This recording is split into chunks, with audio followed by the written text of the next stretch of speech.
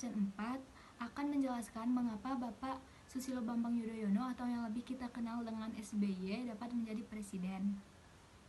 Jadi pada saat itu tanggal 8 Juli 2009, pemilu di Indonesia dikandidati oleh Ibu Megawati beserta wakilnya dan juga Bapak SBY beserta wakilnya. Nah, pemilu ini dimenangkan oleh Bapak SBY dengan total persentasenya adalah 60% atau lebih tepatnya 60,08%. Oleh karena itu, KPU mengumumkan secara resmi pada tanggal 23 Juli 2009 bahwa Bapak Susilo Bambang Yudhoyono beserta wakilnya Bapak Budiono menjadi Presiden dan Wakil Presiden Indonesia. Nah, keputusan penetapan ini dilakukan dalam penandatanganan berita acara yang kemudian dilanjutkan dengan pembacaan keputusan KPU nomor 373/KPTS/KPU/2009 tentang penetapan pasangan presiden dan wakil presiden 2009 oleh Sekjen KPU yang bernama Bambang Suripto. Acara pelantikannya dilakukan di gedung DPR atau MPR Jakarta pada hari Selasa tanggal 20 Oktober 2009. Acara ini secara resmi dimulainya masa jabatan Susilo Bambang Yudhoyono dan juga Budiono. Nah, pada periode ini merupakan periode kedua dari SBY sendiri. Terima kasih. Selanjutnya adalah Wakil Presiden Profesor Dr. Haji Budiono, BSc.M.Ec. Lahir di Blitar, Jawa Timur, 25 Februari 1943. Adalah Wakil Presiden pendamping Susilo Bambang Yudhoyono periode 2009 hingga 2014. Beliau seorang ekonom profesional bertangan dingin. Tangan dingin guru besar Fakultas Ekonomi Universitas Gadjah Mada dan Doktor Ekonomi Bisnis lulusan Wharton School University of Pennsylvania, Amerika Serikat pada tahun 1979. Ini terbukti selama menjabat Menteri Keuangan pada pemerintahan Megawati, Menko Perekonomian Kabinet Indonesia Bersatu reshuffle maupun sebagai Gubernur Bank Indonesia. Selama menjabat Menke Kabinet Gotong Royong, suami dari Herawati dan ayah dua anak dari Ratriana Ekarini dan Dios Kurniawan ini berhasil membenahi bidang fiskal, masalah kurs, suku bunga, dan pertumbuhan ekonomi. Halo, nama saya Winda Fitriani, kelas 12 MIPA 6, absen 35. Di sini saya akan menjelaskan berasal dari partai apa sih Susilo Bambang Yudhoyono itu. Jadi, Susilo Bambang Yudhoyono berasal dari Partai Demokrat.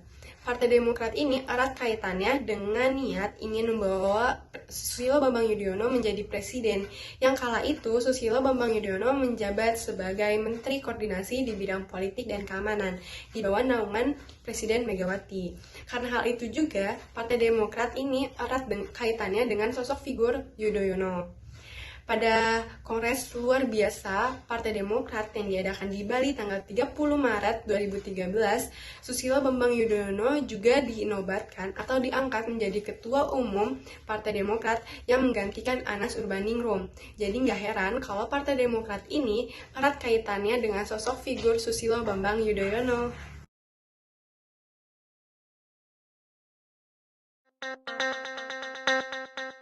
Sehari setelah dilantik, yaitu pada tanggal 21 Oktober 2009, Presiden SBY mengumumkan daftar anggota kabinet baru yang dinamai Kabinet Indonesia Bersatu II. Beberapa wajah baru masuk ke dalam kabinet dan beberapa menteri lainnya bergeser jabatan di dalam kabinet. Presiden telah menetapkan beberapa program dalam program 100 Hari Kabinet Indonesia Bersatu II, yang merupakan program aksi yang akan dijalankan oleh pemerintah di seluruh tanah air yang berkaitan dengan pembangunan sektoral dan regional. Dari 45 program tersebut, telah ditetapkan 15 program pilihan yang dianggap lebih mendesak untuk betul-betul dilaksanakan pada 100 hari. Beberapa di antaranya itu yang pertama, pemberantasan mafia hukum, revitalisasi industri pertahanan, penanggulangan terorisme, meningkatkan daya listrik di seluruh Indonesia, meningkatkan produksi dan ketahanan pangan, peningkatan kesiagaan penanggulangan bencana dan sinergi pusat dan daerah. Konsep trias politika pada masa kepresidenan SBY juga mengalami perubahan progresif, di mana konsep tersebut berusaha menempatkan posisinya berdasarkan prinsip struktural sistem politik Indonesia, yakni berdasarkan kedaulatan rakyat.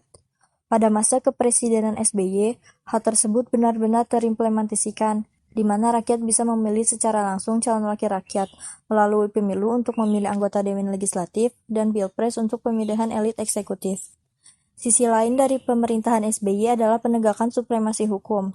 Penegakan supremasi hukum dilakukan agar Indonesia memiliki kepastian hukum. Berbagai upaya penegakan hukum ini dapat dijumpai pada pengutusan kasus korupsi yang melibatkan pejabat negara, anggota DPR, dan berbagai kasus lain. Perang terhadap narkoba juga gencar dilakukan oleh aparat penegak hukum.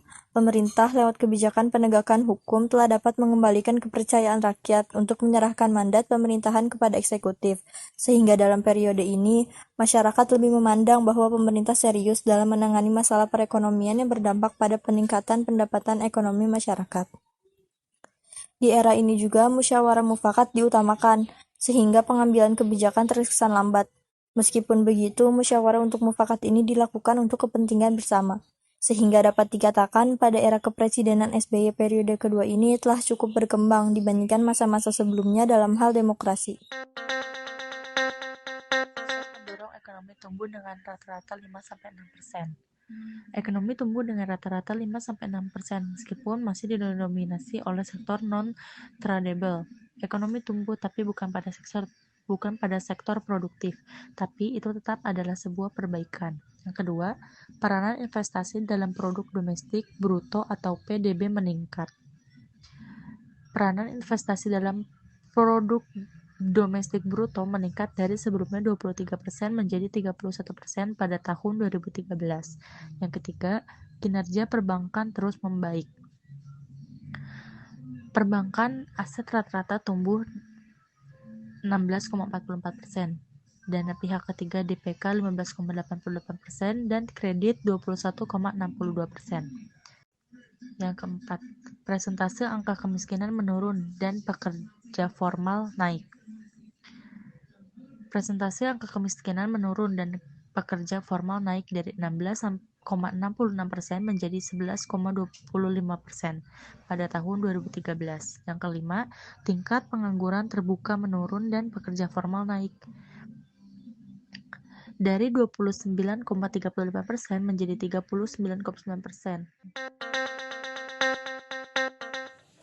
Di slide selanjutnya, menjelaskan tentang kenapa turun atau lengser Presiden SBY jilid 2.